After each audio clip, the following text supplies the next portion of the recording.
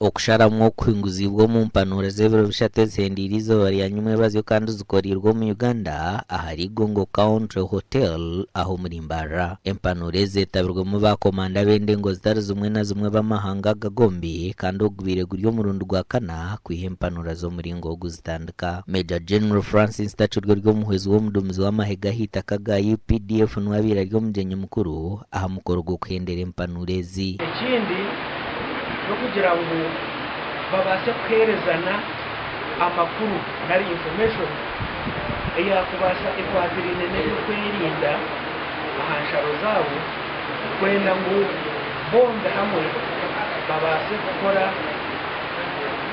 umurimo umwe gutanga ekyakubasha kuretaho akatabanguko. Major General Tachurwa najera baza kongera kunyweza enkwatansa hamwe no kumanyana kw'abasirikare b'amahanga gagombi ngo kandi nibija kutaho nemizano eyemkago. Bwenecho nicyongera aha kumanyana mu basirikare bombi bamanyana baragahombwenu bahinduka family habukwa ubikirizineho no kujya kwa abantu bakozesa ensharejo. Ubwanyuma y'empanurezi habireho no kutaho mukona hacandiko nk'akamanyiso ko kamisirize byikirizineho omu mpanurezi. Abadumizi b'amahaga gombi basimire government ya Uganda hamwe n'eya Rwanda ahabwo kwikiriza empanurezi kubaho. Strategic leadership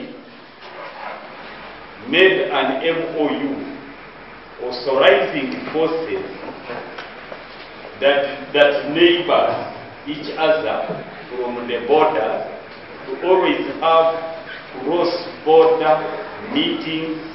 The reason why we came here, it is just to say hi, a courtesy call for our leaders, official leaders, and to continue this kind of brotherhood.